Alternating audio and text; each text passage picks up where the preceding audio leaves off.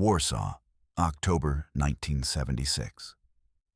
In a dim editing room on the third floor of the Film Polski studio, director Krzysztof Kieślowski hunched over a Steenbeck flatbed editor, watching the same 30-second sequence for the 14th time. The scene showed a man walking past a newsstand, pausing, then continuing without buying anything. Innocent enough. Except the newspapers visible in the frame, carefully positioned, precisely lit. All carried the same headline about a workers' victory that everyone in Poland knew was propaganda.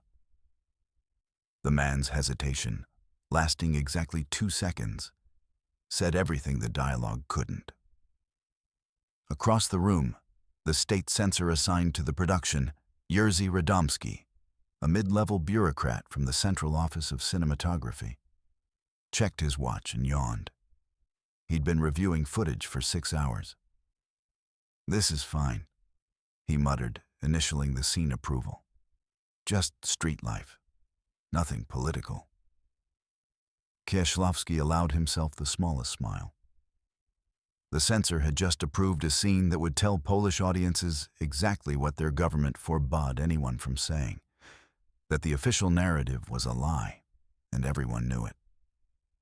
What Radomski didn't understand, what the entire communist censorship apparatus failed to grasp for nearly 4 decades, was that Polish filmmakers had transformed cinema into the most sophisticated resistance movement in the Eastern Bloc. Not through banned films or underground screenings, but through state-approved movies shown in government-owned theaters, funded by communist money, watched by millions, and somehow never fully understood by the very officials who greenlit them. This is the story of how Polish directors, screenwriters, and actors turned every frame into potential dissent, every metaphor into rebellion, and every approved script into a message the censors couldn't catch because they were looking for the wrong language entirely. The communist formula for safe cinema. When the Polish United Workers' Party consolidated power in the late 1940s, cultural commissars believed they had solved the problem of artistic resistance through a simple formula: comprehensive pre-production script approval, on-set censorship oversight, mandatory ideological consultants, and final cut review by the Central Office of Cinematography. Every film required passage through 7 separate censorship checkpoints before reaching theaters. Jakob Berman, the party's chief ideologist, articulated the official position in 1949. Cinema is the most powerful weapon of socialist education. Properly controlled, it eliminates the need for cruder forms of persuasion. The Polish worker will learn correct consciousness from films approved by those who understand historical materialism. The censors believed their mission was straightforward: identify and eliminate explicit anti-communist content, ban references to Soviet occupation, remove scenes showing poverty under socialism, cut dialogue criticizing the party, prohibit nostalgia for pre-war Poland, ensure workers and peasants appeared heroic, while class enemies remained villainous. Władysław Gomułka, first secretary of the party from 1956 to 1970, confidently declared, "Our cultural apparatus reviews every script, every scene, every frame. Nothing reaches the Polish people without proper ideological verification. The era of decadent bourgeois cinema is finished." Soviet advisors shared this confidence. KGB liaison officer Anatoly Golitsyn reported to Moscow in 1958. Polish cinema produces no security concerns. The censorship system functions efficiently. Film Polski remains under firm control. Artistic personnel understand boundaries. What the censors thought they understood. The censorship system operated on several assumptions that seemed reasonable to bureaucrats trained in Marxist-Leninist orthodoxy. First, they believed dangerous content was explicit. A film either showed banned subjects or it didn't. Characters either spoke forbidden dialogue or approved lines.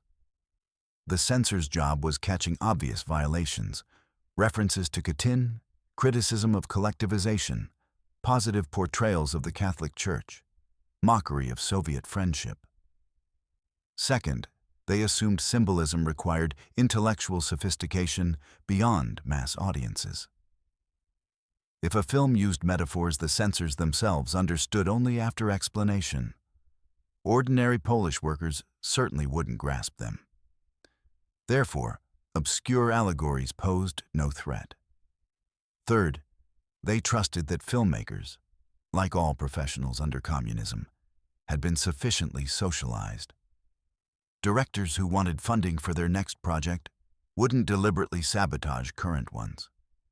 The system assumed compliance through career incentives.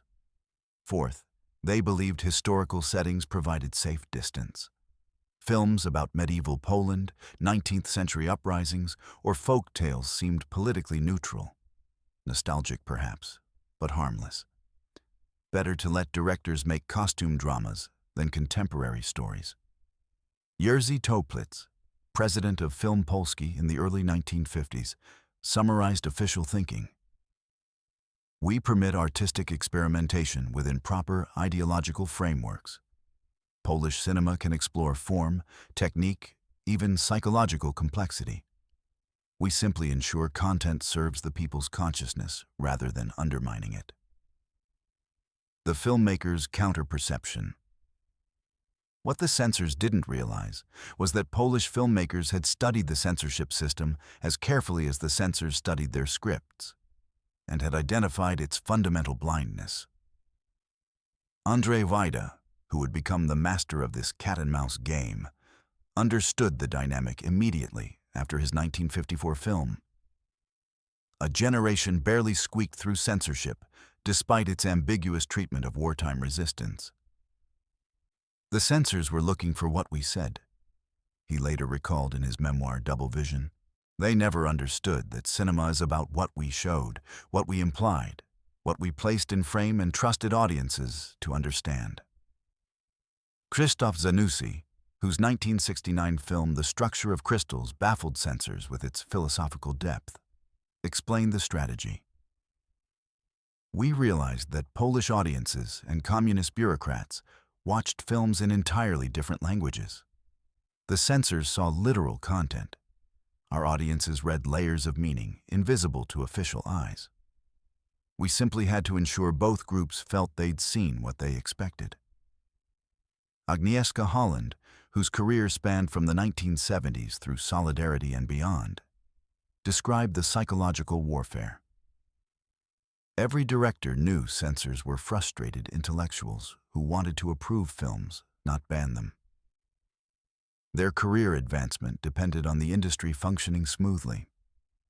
If you gave them plausible deniability, if you could argue your film supported socialism, they would find a way to approve it. They wanted to be fooled. The initial perception gap was total. Censors believed they controlled cinema through bureaucratic checkpoints. Filmmakers understood they controlled it through the fundamental nature of film itself. A medium where meaning existed in editing rhythms, visual compositions, acting choices, musical cues, and the spaces between dialogue that no censor's script review could catch. The Polish school, learning to hide in plain sight. The resistance tradition in Polish cinema didn't emerge fully formed. It evolved through trial, error, and occasionally brutal lessons in the consequences of misjudging censorship boundaries. The turning point came in 1956 during the brief political thaw following Stalin's death. For 18 months, Polish filmmakers tested limits aggressively. Andrzej Munk's Man on the Tracks, 1956, questioned official narratives about industrial heroes. Andrzej Wajda's Kanal, 1956, showed the doomed 1944 Warsaw Uprising with devastating honesty. Polish resistance fighters dying in sewers, while Soviet armies deliberately waded across the Vistula River, letting the Germans crush the uprising. The censors, caught in political confusion during de-Stalinization, initially approved these films.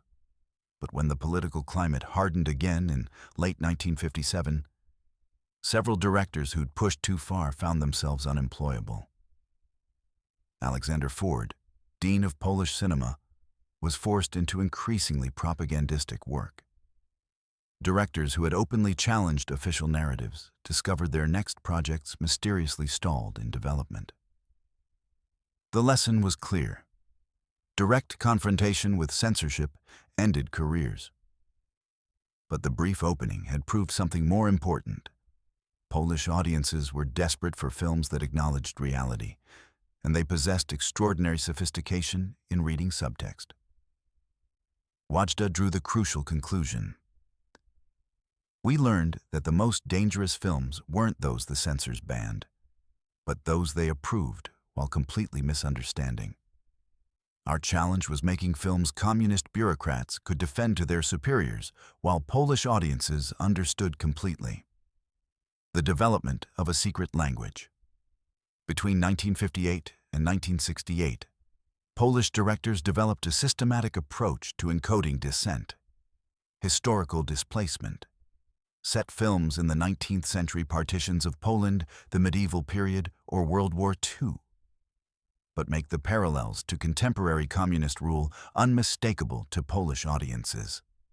Wajda's Ashes and Diamonds, 1958, officially about communist and nationalist resistance fighters at the end of World War II, functioned as a meditation on the moral compromises of living under any occupying power.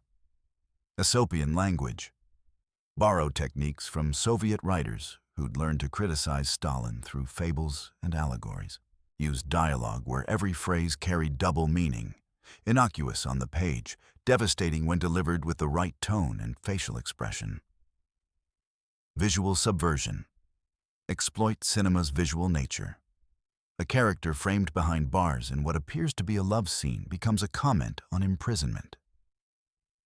A camera that lingers on empty store shelves during a scene ostensibly about something else makes an economic critique no dialogue could risk. Psychological realism. Present characters whose inner struggles mirror the existential crisis of life under communism. Alienation, moral compromise, the gap between public performance and private truth, while never explicitly naming the system causing these conditions. Tadeusz Konwicki, whose 1958 The Last Day of Summer pioneered many of these techniques, explained the methodology. Communist censors were trained in dialectical materialism, not film semiotics. They understood political speeches, not visual poetry. They could read a script but not a performance. We simply operated in dimensions they couldn't perceive. The Catholic Church, though officially suppressed, became an unexpected ally. Films showing religious imagery, crosses, churches, priests, rarely faced censorship because banning them would highlight the regime's hostility to faith. Directors learned to use religious symbolism as protective cover for deeper political content. Kieślowski's Decalogue series, 1989, would perfect this approach, using the Ten Commandments as framework for exposing every moral failure of communist society.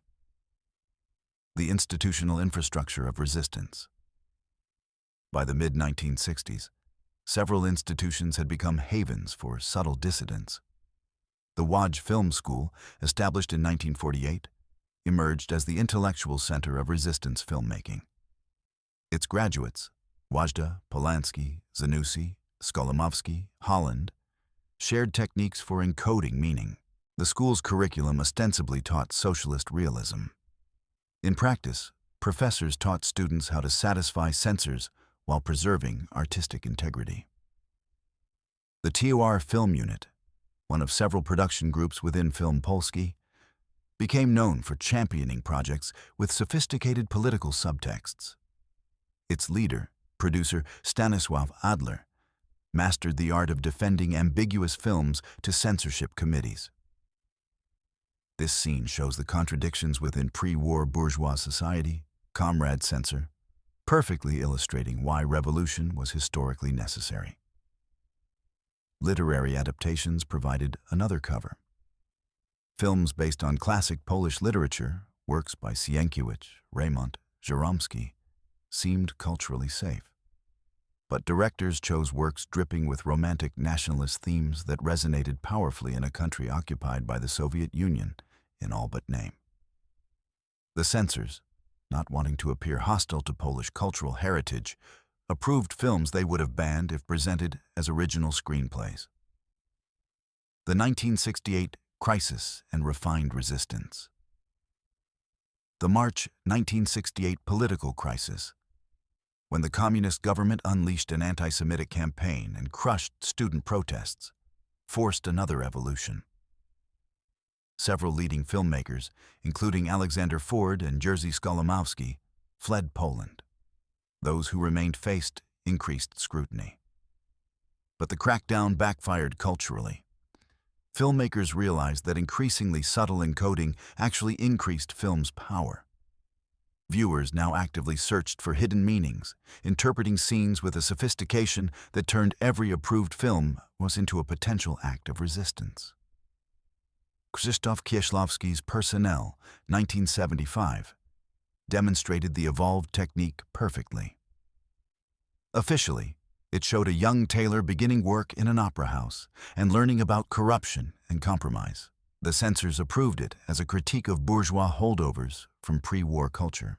Polish audiences understood it as a devastating portrait of exactly what happened to idealistic people under communism: the gradual erosion of integrity through endless small betrayals.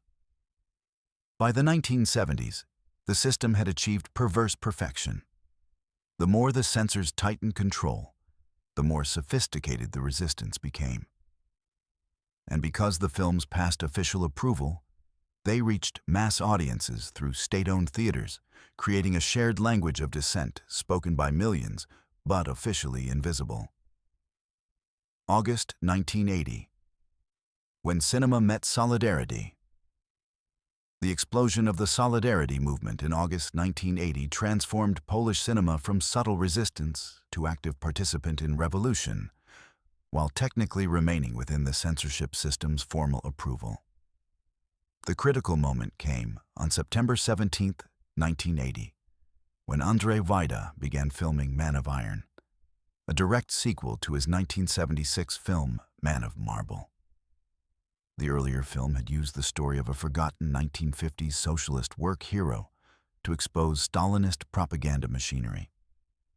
Polish audiences had understood it as a masterpiece of encoded resistance, showing how communist systems turned people into symbols and then destroyed them. But Man of Iron changed the rules entirely. Wajda was filming documentary-style footage of the ongoing Gdansk shipyard strikes, actual solidarity rallies, real workers, speeches by Lech Wałęsa, and integrating them into a fictional narrative about a journalist assigned to discredit the strike leader.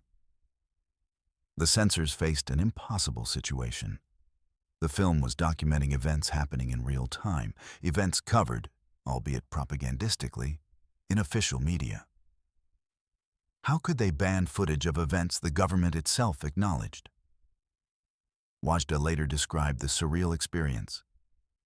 "We were filming scenes of solidarity demonstrations on Tuesday, editing them on Wednesday, and submitting them to censors on Thursday, while more demonstrations happened outside the censor's office.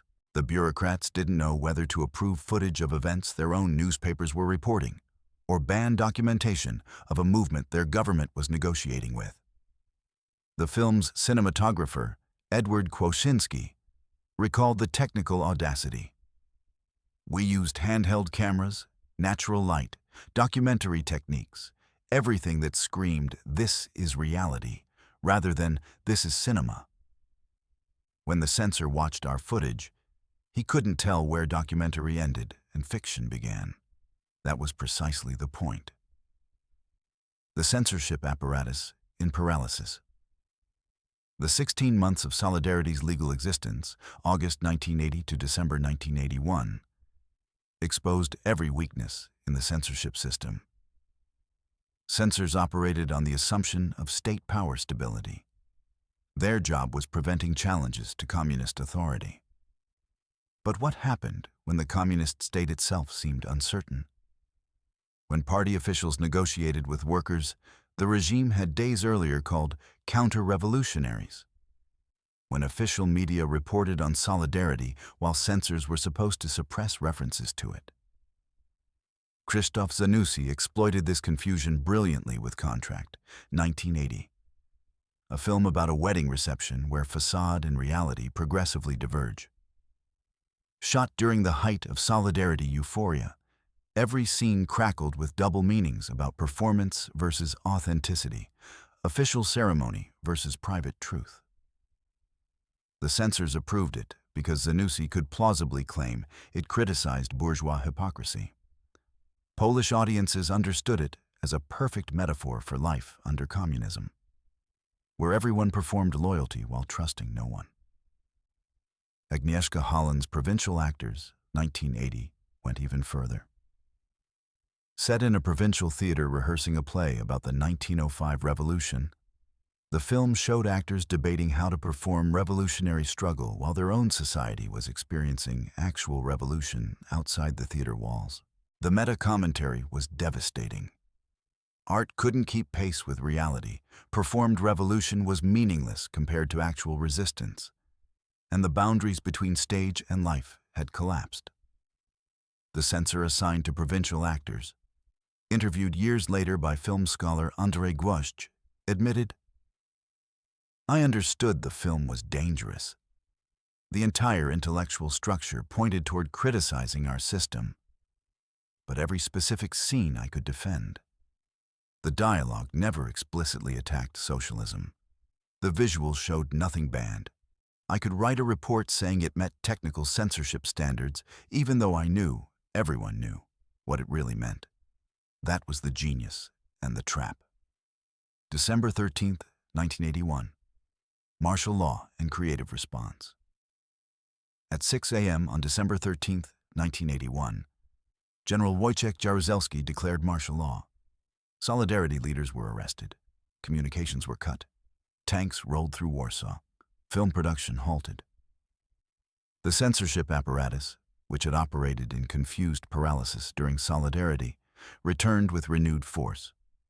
Scripts required multiple clearances. Every film needed explicit ideological justification. Historical films faced new restrictions. No more Warsaw Uprising stories, no romantic nationalist themes, nothing that could inspire resistance. But the filmmakers had spent 3 decades perfecting techniques for this exact situation. Kieślowski's response was typical. He began working on No End, 1984. Ostensibly a ghost story about a dead lawyer whose spirit cannot leave his widow. The censors, relieved to review something metaphysical rather than political, approved it. Polish audiences immediately understood it as a meditation on Poland after Solidarity suppression, a nation haunted by the ghost of freedom, unable to move forward or back, paralyzed by loss. The film's most devastating scene showed the widow visiting a Solidarity lawyer still practicing underground. Their conversation used coded language about defending people in difficult situations, while the camera framed them against walls covered with family photos. Ordinary Polish faces that represented everyone trapped between collaboration and resistance. The censor noted in his approval, "Film explores grief in universal terms. Some dated references to legal cases, but nothing politically sensitive." Wajda, unable to complete Man of Iron as planned, pivoted to Danton, 1983, set during the French Revolution. The censors, assuming a historical costume drama posed no threat, approved production in France with a French cast. Polish audiences instantly recognized the allegory. Danton, the revolution's popular hero destroyed by the revolutionary government he'd helped create, was Solidarity. Robespierre, the austere ideologue justifying repression through revolutionary necessity, was Jaruzelski. The film's climactic scene, where Danton faces show trial by former comrades, mirrored exactly what was happening to Solidarity activists. French film critics reviewed Danton as historical drama. Polish audiences watched it as contemporary political commentary. The communist censors, having approved a film about the French Revolution, couldn't ban it without admitting what everyone already understood: the evolution of encoding under pressure. Martial law forced filmmakers to refine their techniques to near-invisible subtlety. Camera work became weaponized. Directors of photography like Sławomir Itsiak developed visual styles that communicated oppression without showing oppressive acts. Long shots that isolated individuals in empty urban spaces. Frames divided by vertical bars, windows, railings, architectural elements that suggested imprisonment. Color palettes drained of warmth. The visual grammar of surveillance and control executed so skillfully that censors saw only artistic style. Editing rhythms carried political meaning. Fast cuts during dialogue scenes created tension and instability. Long takes that forced viewers to sit with uncomfortable truths. Transitions that juxtaposed official reality with lived experience. A cut from a character watching state television to that same character's empty refrigerator, saying everything about propaganda versus reality. Sound design became another layer of communication. Ambient noise that drowned out dialogue suggested surveillance and the impossibility of private speech. Radio broadcasts playing in the background of domestic scenes, their propaganda creating ironic counterpoint to the actual drama. The absence of sound in moments when music would normally swell, denying scenes the emotional release audiences craved, just as martial law denied Poland's hoped-for freedom. Zbigniew Priesner, who composed scores for Kieślowski's films, explained the technique. Krzysztof would ask for music that sounded hopeful but contained melancholic undertones, or triumphant music that felt hollow. The emotional complexity matched exactly what Poles felt. Surface compliance hiding devastation. The censors heard nice music.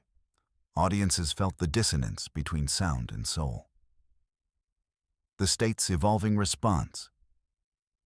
By the mid-1980s, communist authorities had recognized their censorship system's fundamental failure, but couldn't fix it without admitting defeat. The Central Office of Cinematography implemented new strategies. Financial control. If censors couldn't identify dangerous content in scripts, they could starve problematic filmmakers of funding. Directors known for sophisticated resistance found budgets slashed, production schedules extended, resources mysteriously unavailable. The goal wasn't banning films, but making them economically impossible. Zanussi recalled, "They'd approve my script, then allocate funding insufficient for the production. When I complained, officials would shrug and cite budget constraints. The film would die without official censorship, which meant no martyrdom, no banned masterpiece to rally around. Just slow economic strangulation." Co-option attempts. The regime tried recruiting filmmakers into visible propaganda work, offering budgets and resources for explicitly pro-government films. Few accepted, but the offers served another purpose: creating suspicion within filmmaker communities about who might be collaborating. Delayed release. Films could be approved, but then sit unreleased for months or years. Przesłuchanie, interrogation, Ryszard Bugajski's devastating 1982 film about a woman tortured by security services in Stalinist Poland, was completed, approved by censors who somehow missed its obvious contemporary parallels, then immediately shelved. It wouldn't be publicly screened until 1989. The film existed in legal limbo, not banned, which would create publicity, but not shown, which neutralized its impact. Technical harassment. Censors began focusing on technical violations. Films could be held up over aspect ratio issues, sound quality complaints, color timing problems, bureaucratic obstacles that delayed release during critical political moments. Western-style filmmakers, counter-evolution filmmakers, adapted to each new restriction with new techniques. When direct political content became too dangerous, they shifted to psychological realism so intense It became political by implication.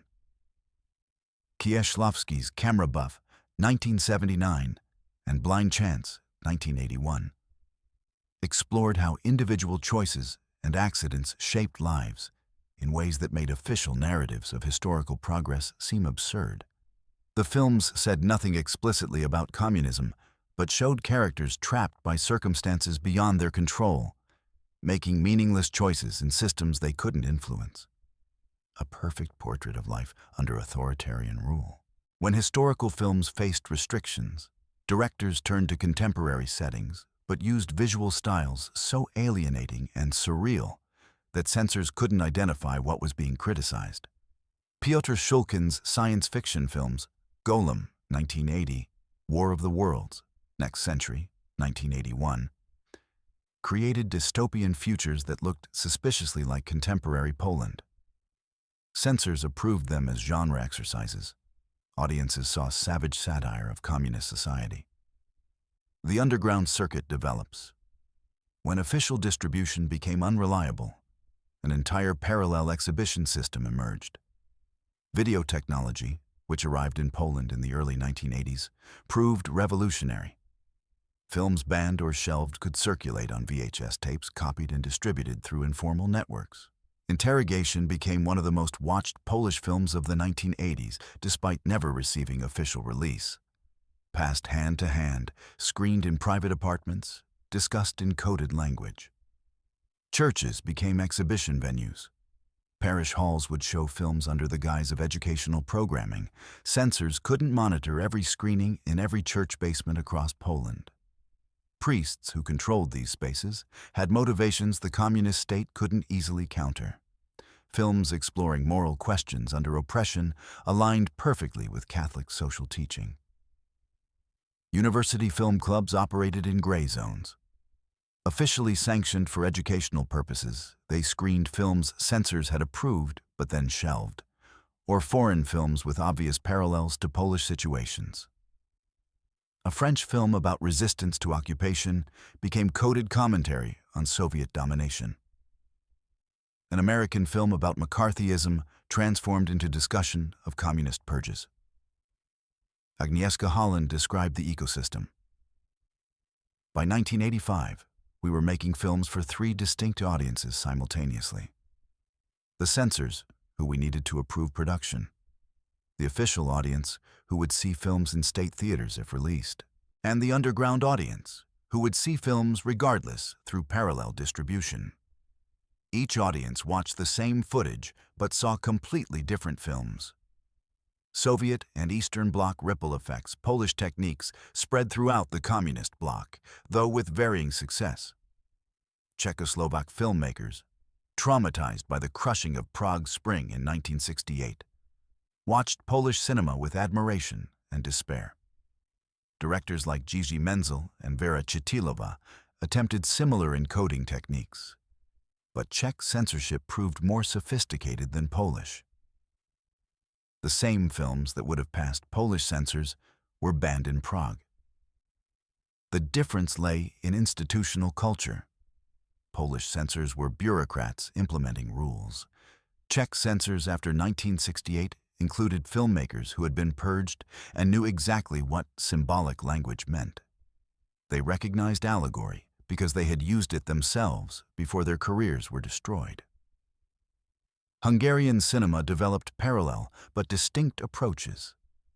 Directors like István Szabó and Marta Mészáros used historical settings more successfully than contemporary ones, creating masterpieces about past compromises that implicitly commented on present accommodation with Soviet power.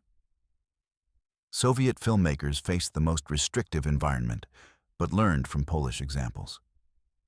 L.M. Klimov's Come and See, 1985, officially an anti-fascist war film, used Polish-style visual intensity to create such a devastating portrait of war's horror that it became an implicit condemnation of all state violence, including Soviet. The economic dimension. An unexpected factor sustained the entire system. Polish cinema remained economically viable despite, perhaps because of, the cat-and-mouse game with censors. Films that pass censorship but contain sophisticated encoded resistance became huge commercial successes. Audiences packed theaters to decode new Wajda or Kieślowski films, discussing their meanings in long conversations after screenings. Cinema became participatory, with viewers actively constructing meaning rather than passively consuming entertainment. This created a perverse incentive structure. The regime needed successful Polish film industry for prestige, showing Eastern Bloc cultural sophistication. But the most successful films were precisely those containing the most sophisticated resistance. Banning them meant killing the industry's commercial viability. Film Polski financial reports from the 1980s show the contradiction clearly. The most profitable Polish films were those that generated the most censorship concerns but ultimately passed. The economic logic overwhelmed ideological purity. 1988-1989. The final films of Communist Poland. The peak of the entire 40-year resistance campaign came in the extraordinary period between 1988 and 1989, when Polish filmmakers realized the communist system was collapsing but hadn't yet fallen. The brief window when they could make films they'd dreamed of for decades, while censors, sensing the approaching end, lost the will to fight. Kieślowski's A Short Film About Killing, 1988, represented the culmination of encoded resistance. Officially part of his Decalogue series exploring the Ten Commandments, the film showed a senseless murder followed by state execution. The parallel between criminal violence and state violence was explicit. Both acts filmed with identical visual ruthlessness, both shown as equally meaningless and dehumanizing. The film's most shocking moment came not in the murder or execution, but in the lawyer's final speech arguing against capital punishment. For nearly 5 minutes, actor Krzysztof Globus delivered a monologue that, while ostensibly about death penalty, functioned as a comprehensive rejection of state violence in all forms, including the violence communist regimes had inflicted for 4 decades. The censor who reviewed the film, Andrzej Chodkowski, later admitted, "I knew exactly what Kieślowski was doing.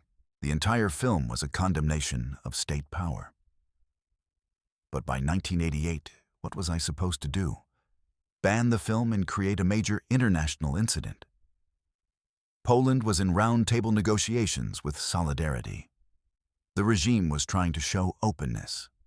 I approved it and wrote in my report that it demonstrated Poland's commitment to human rights discourse." A Short Film About Killing won the jury prize at Cannes Film Festival in May 1988. The Polish government sent Kieślowski to collect the award, desperately wanting the international prestige.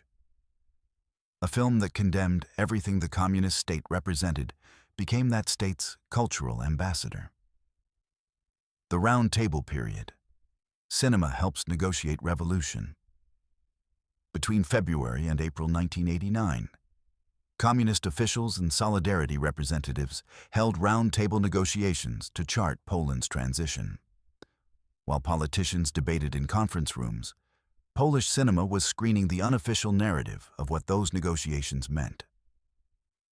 Wajda, who had joined Solidarity's civic committee, was simultaneously negotiating Poland's future and preparing to film it.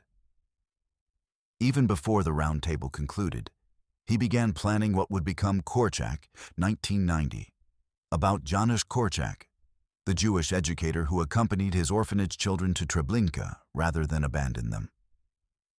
The film's subtext was transparent. Korczak represented every Polish intellectual who had refused to abandon principles despite deadly consequences. His choice to die with his children mirrored the choice Solidarity members had made to resist despite martial law's dangers. The film honored moral courage that communist ideology claimed didn't exist: the possibility of choosing death over compromise. The statistical reality. By 1989, the numbers revealed the complete victory of encoded resistance. Between 1945 and 1989, Polish censors reviewed approximately 1,947 feature film projects at various stages. They banned outright only 23 films, 1.2%. They shelved another 67 films after approval, 3.6%. The remaining 1,757 films, 95.1%, received approval and release. Yet post-1989 surveys showed that 73% of Polish adults believed cinema had been the most effective form of resistance to communist ideology during the 1980s. The same films censors had approved, Polish audiences had understood as acts of resistance. The regime had technically won, 95% approval rate. But it had catastrophically lost, because the 95% of approved films had communicated exactly what censorship was meant to prevent. The moment of realization. The precise moment when communist authorities realized they'd lost the cultural war came during the June 1989 elections, the first semi-free elections in the Eastern Bloc. Solidarity campaign materials used imagery directly borrowed from Polish films. Posters echoing visual compositions from Man of Iron, campaign videos using editing techniques developed by Kieślowski. Even the rhetoric of solidarity speakers had absorbed the sophisticated double language of Polish cinema, saying one thing literally, while meaning another symbolically.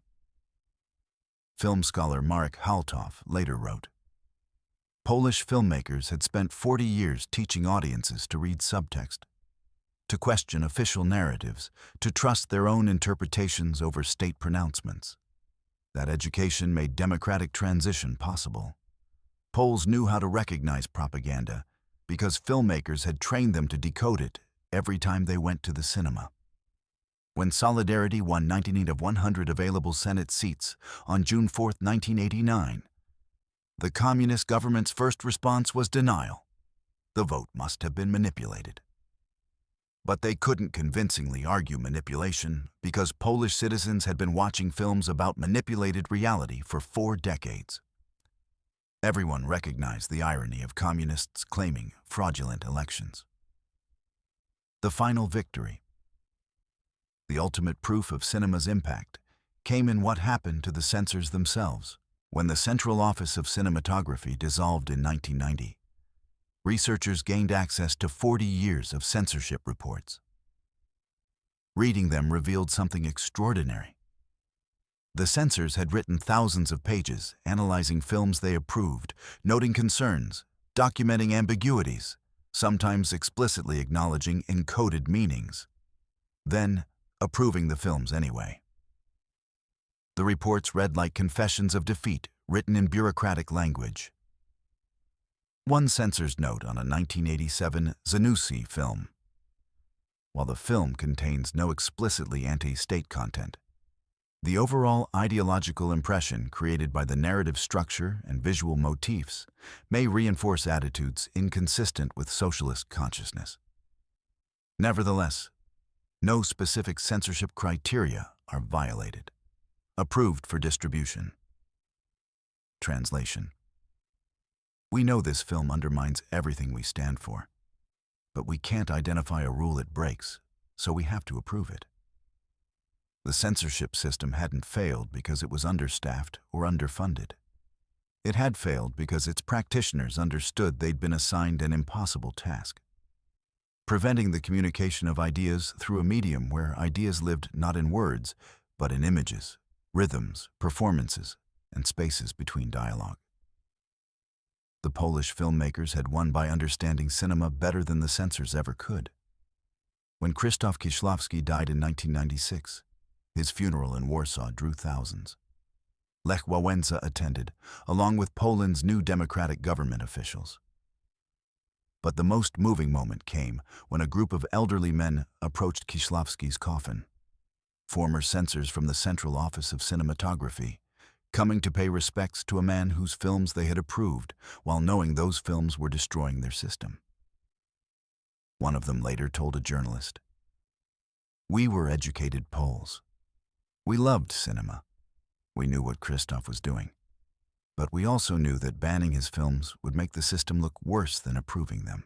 In the end, We chose to let Poland have the films it needed, even if it meant our own defeat. That was the only honorable choice left to us. The legacy of Polish cinema's resistance extends far beyond Poland. Impact on other resistance movements. The techniques Polish filmmakers developed influenced dissidents throughout the Soviet bloc. Czechoslovak Charter 77 activists, East German opposition groups, and even Soviet-era intelligentsia studied Polish films to learn how to communicate prohibited ideas through culture. Post-communist democratic culture. Poland's remarkably successful democratic transition owed much to a population that had been trained by cinema to think critically about official narratives. The same skills that decoded Man of Iron in 1981 translated directly into democratic citizenship in 1990. Contemporary relevance. In an era of algorithmic content moderation and automated censorship, the Polish filmmaker's insight remains vital. Meaning exists not just in explicit content, but in context, composition, performance, and viewer interpretation. AI can flag keywords, but cannot read the sophisticated visual and emotional language that Polish directors mastered. Theoretical implications. The Polish experience proved that censorship's effectiveness depends on shared understanding between censors and artists. When artists operate in languages censors don't speak, visual semiotics, editing grammar, performative nuance, even comprehensive surveillance systems fail. What began in that Warsaw editing room in 1976, with Kieślowski watching a censor approve a scene he didn't understand, evolved into one of the Cold War's most successful resistance movements. Not through underground printing presses or smuggled manuscripts, but through the official cultural apparatus of a communist state.